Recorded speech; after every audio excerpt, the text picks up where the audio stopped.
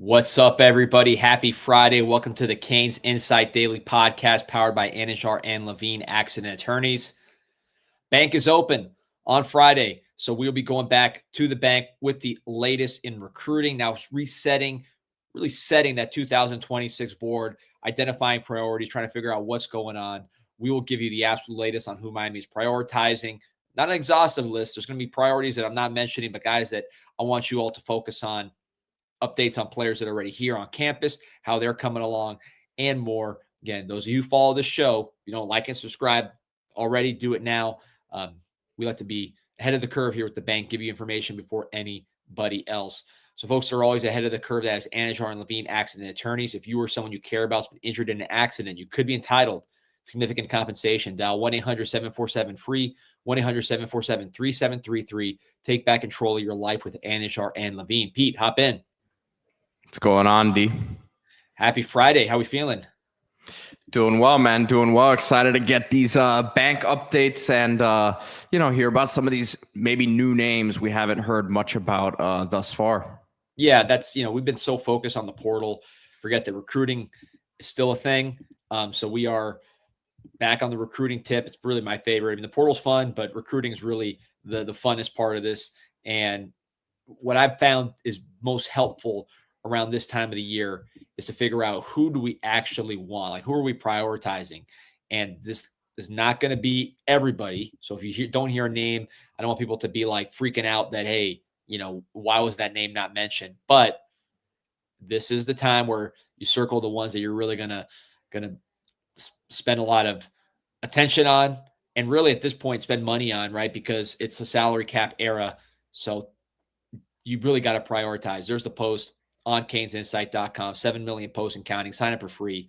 You can get everything. Pete's got about 64 messages he hasn't responded to up there in his Those inbox. are from years. It's from years ago, man. It's nothing new.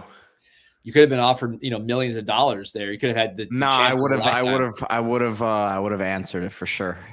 All right. Well, if you're waiting for a message from Pete, he'll get to you guys shortly. So we'll start, Javari Flowers. I think we talked about this a little yesterday. People have asked about Javari Flowers. This is the cornerback from Northwestern, top 100 player in the class of 26, just reclassified at 25.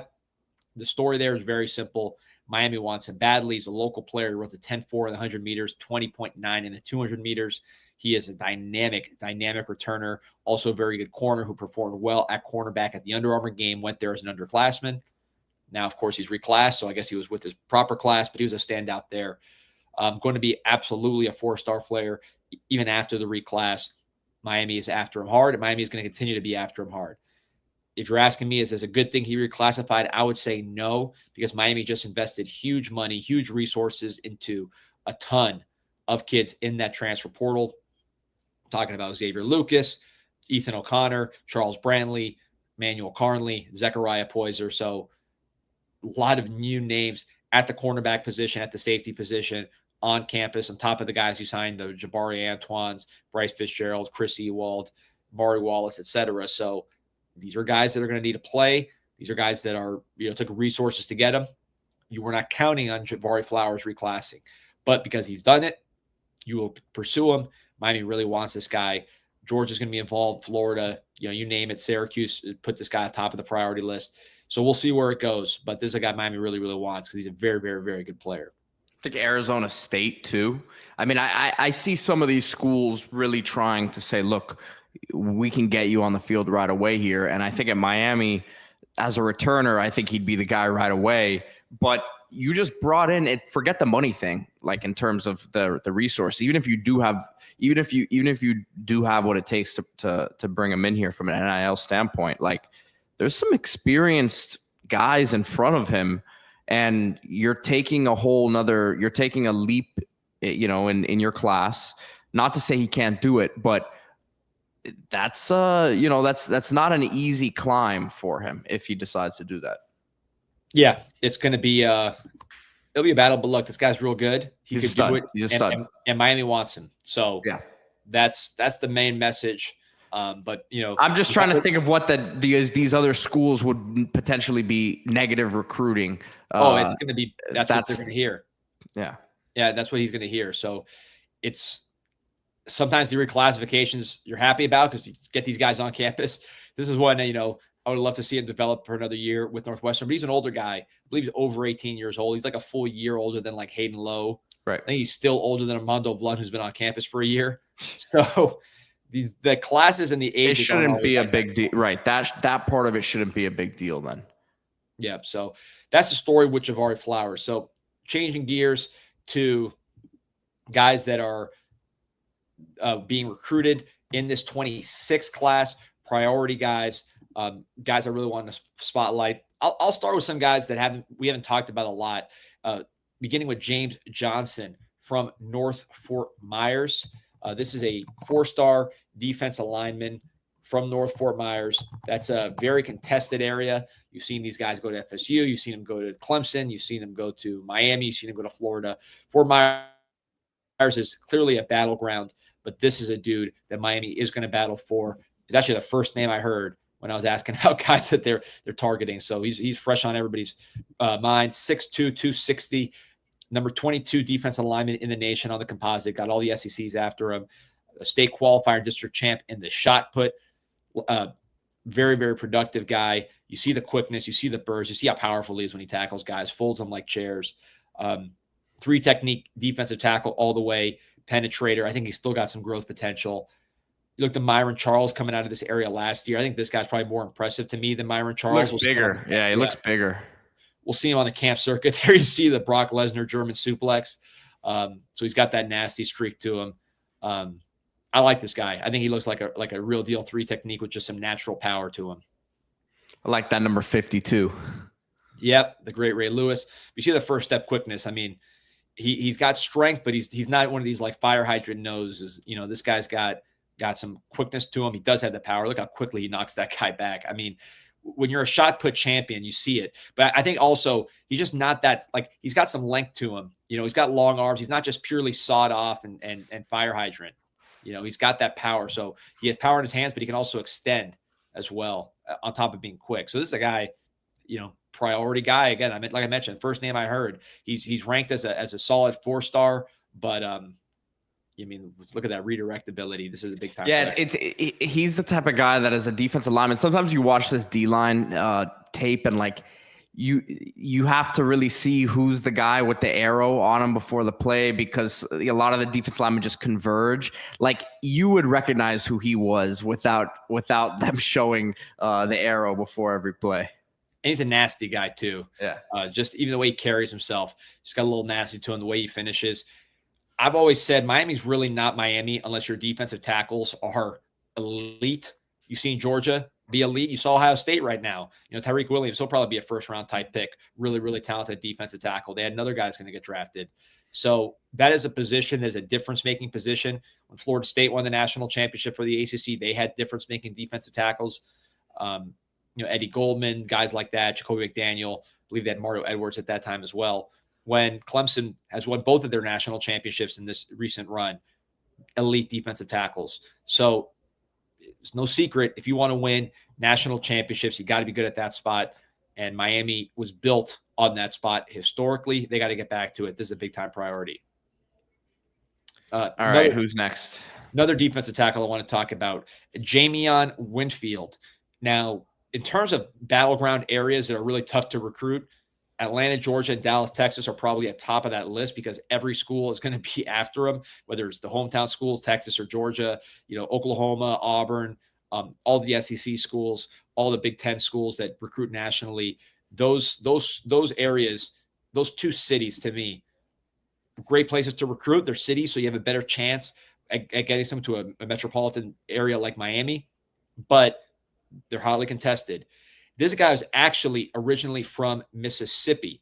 So even though he is a Texas kid, he's not necessarily just a foregone conclusion to go to a Texas school or to go to Norman, Oklahoma, which is pretty close by. This is a guy who's going to be a battle. There's going to be a lot of schools involved, but Miami is right there on top of his list. Some of the specs on him. It goes to Richardson High School, 6'4", 290, number 12 defensive lineman in the nation, according to the composite, number 8 defensive lineman, according to 247, top 10 player in Texas, Alabama, Auburn, Notre Dame, you name it, after this guy. Texas is in on him, even though he's not from Texas. But this is what Miami's just crazy about. And I mean, look at there. He pretty much took the handoff right there. And you're trying to figure out what kind of defensive tackles Corey Heatherman's looking for. You just look at these two guys right here. They're very much penetrating. They got size and they have power. They're definitely not shrimps. But I think these are guys that most of the plays they're making are on the other side of the line of scrimmage. They're getting skinny. They're shooting gaps. They're changing directions. They have power and strength, but they're not just plugs. I think what you're seeing here is that Corey Heatherman is looking for penetrating, explosive, athletic, man. These guys are, and they're flexible. That's I see the power with their flexibility and their movement skills, man. I mean, you get a combination of all three of those things, and that's what makes a special defensive tackle. You're seeing spin moves there. I think this defensive tackle class is me just kind of editorializing. I want to see it be closer to what you had in 2024, because defensive tackle, you can get by with sleepers sometimes, you hit, but really that's a big boy position, big boy recruiting, big boy recruits, 4-star players. I mean, you look at the first round of this draft coming up here in a couple months, you're going to see a lot of blue chip defense alignment over 275 pounds who were big time recruits out of high school. That's just kind of how it goes at that spot. Those guys are easy to see with their size and athletic ability. So usually they get the high recruiting ranking early. You just got to win battles for those guys. You got Justin Scott, top 10 player. You got Armando Blunt, another 5-star player after the reclass. That's a good start. Last year, more developmental guys, Dante Simpson, Micah Newton, guys with talent, but guys that aren't necessarily finished products or, blue chip elite recruits. I think got to get back to getting some of those elite recruits at defensive tackle. Defensive end, you've been killing it. You got a room full of defensive ends that could really go. But I think defensive tackle, in terms of allocating resources, whatever you want to call it, that's a priority position in my view.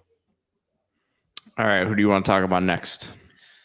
Well, so let's go to the linebacker position. We know about Tyler Atkinson's, Jordan Campbell, Karan Maycock. So both those two, Jordan Campbell, Karan Maycock from Miami-Dade, Tyler Atkinson from Atlanta. But I want to talk about Isaiah Williams from Orlando. This is a guy who, we've heard him connected to other Florida schools. He was a longtime commitment to the Florida State University, decommitted in November. And, every SEC school is on him. Every Florida school is on him. There's a lot of schools after this guy because he is a big-time player.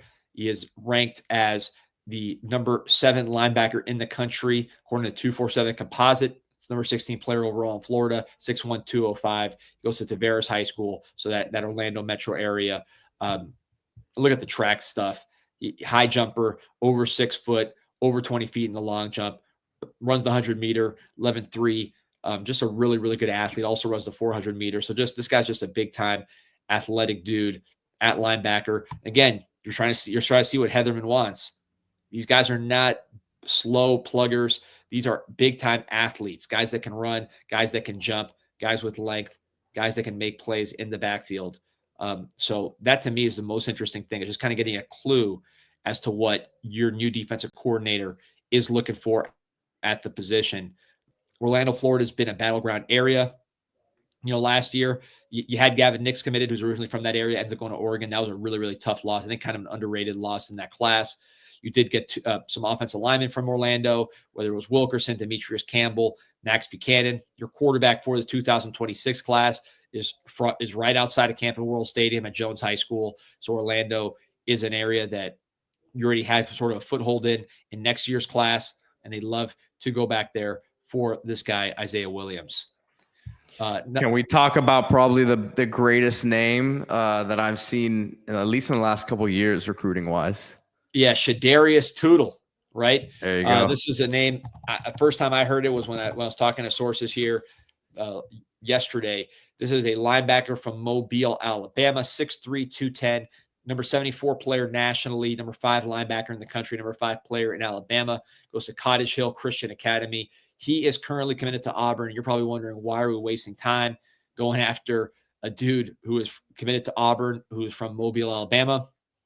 But the scoop on this guy, is that his dad is a Miami fan. And I mean, just watching these clips, it looks a little different seeing the acceleration on this guy and his size. I mean, his burst of all the clips that we've been watching, this guy to me, it's like you watch 3 plays of this guy accelerate at his size and you say, okay, this is the guy I've been seeing going to these SEC schools and going to the first round at linebacker, something Miami has really struggled to produce for, I mean, since Perryman, really.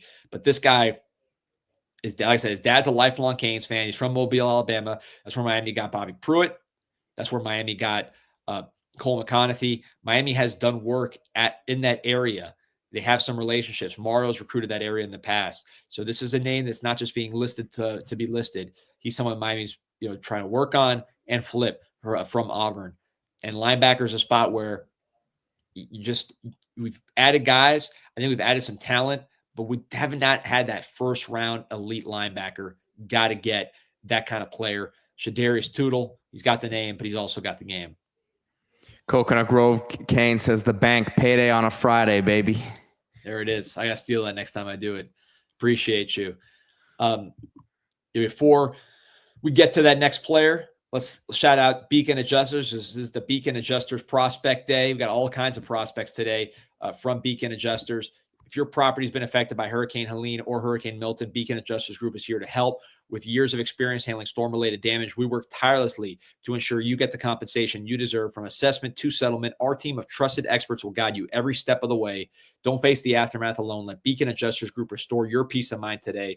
Call us at 954-466-4224. That is 954-466-4224. Beacon Adjusters.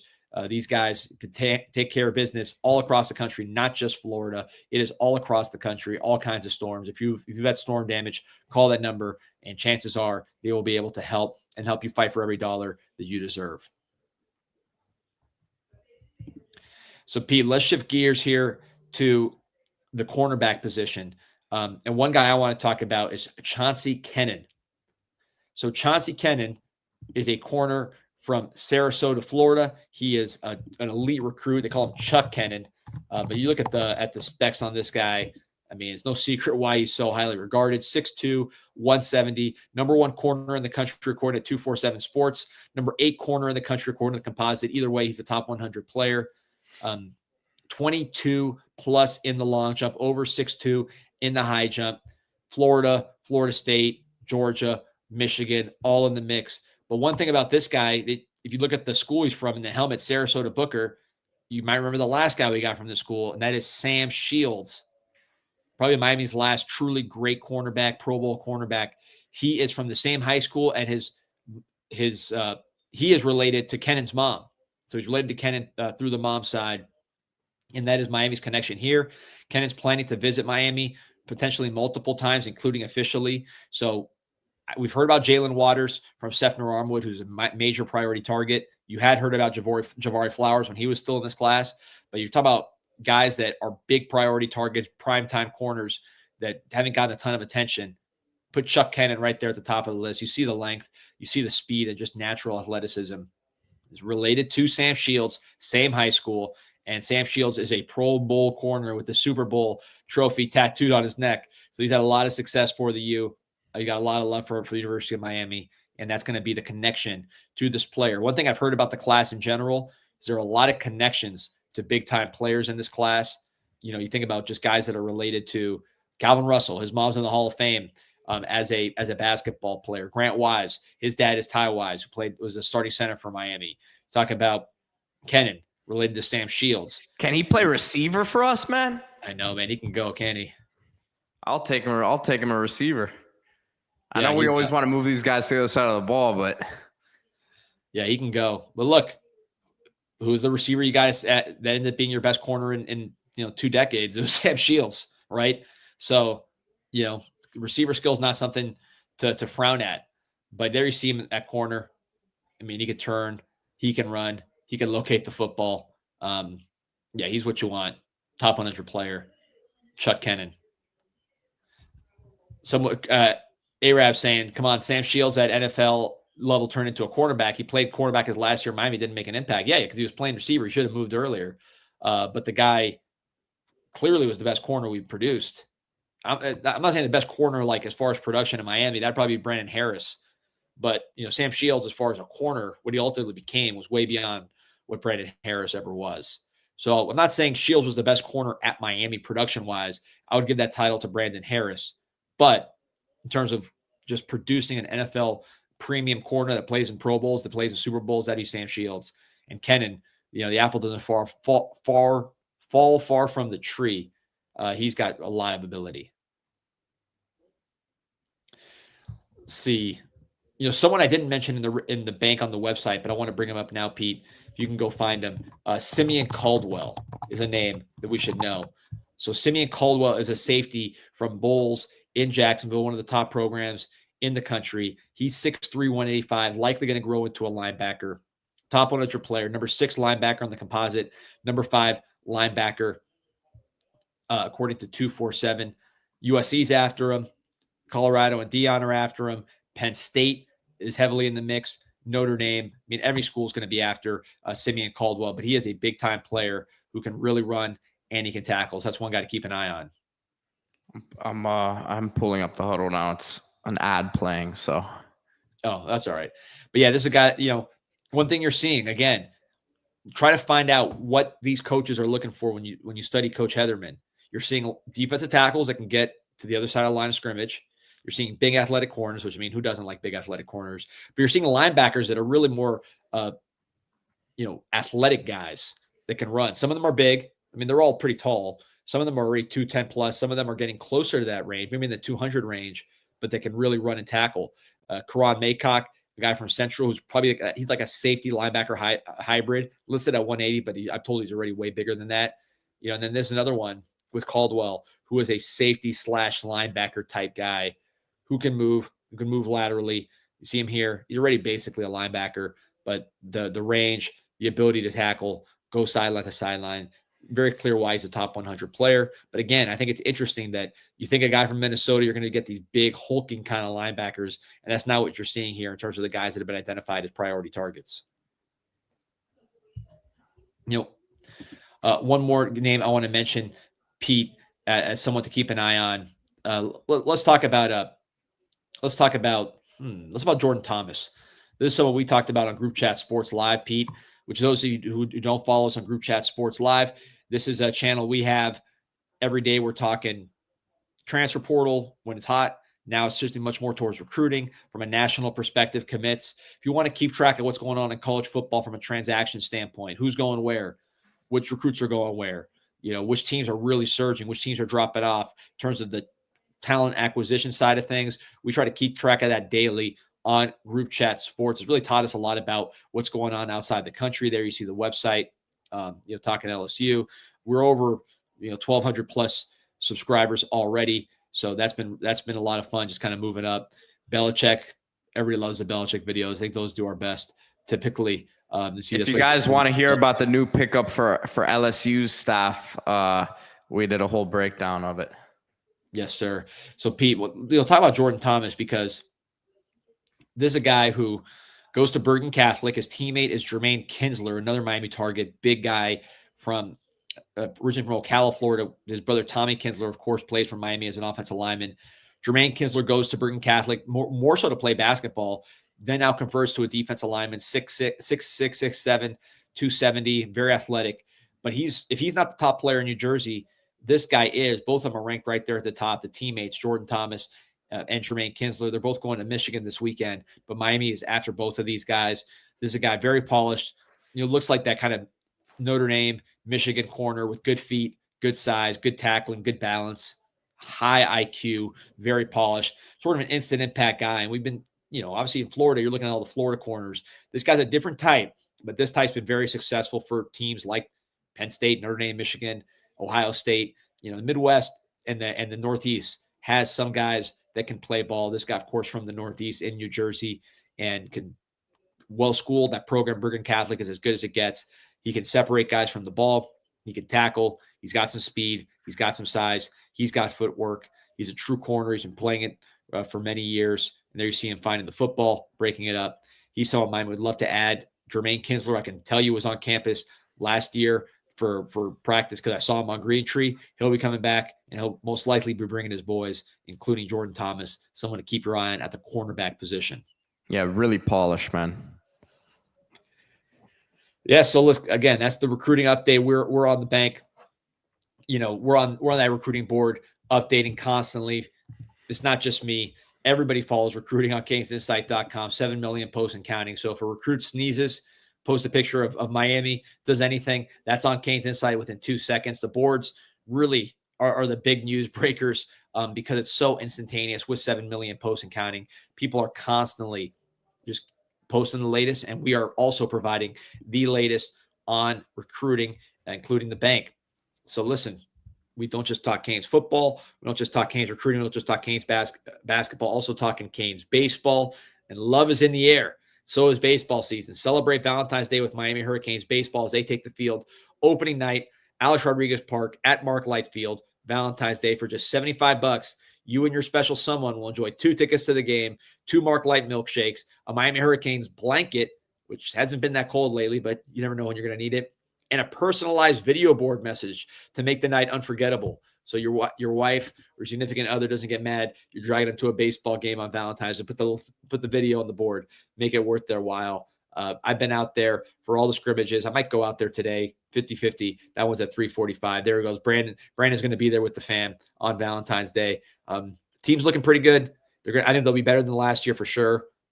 There's still some question marks. Like, I'm not going to tell you right now they're going to be like a super regional type team or anything, top 10 type ball club. But I think they'll compete for a tournament spot, and they got some exciting players, including Daniel Cuvée, who was just named, I believe it was D1 Baseball, had him as the #1 third baseman in America. And there's some really, really good third basemen across the country, across the ACC, across the SEC. #1 player at that position nationally, Daniel Cuvée, superstar. Go down to Mark Light, check him out on Valentine's Day. Pete, what you got, man? Nothing, man. Just tracking this basketball coaching thing, man. I think, like we talked about yesterday, I think they're getting closer. So I'm excited. We'll see. We'll see what happens. They got a game against Notre Dame actually on Saturday night at 8:00. So Notre Dame fans, a lot of them obviously down here in South Florida. It'll be annoying to hear them, and hopefully they can get that first ACC win. But we'll see.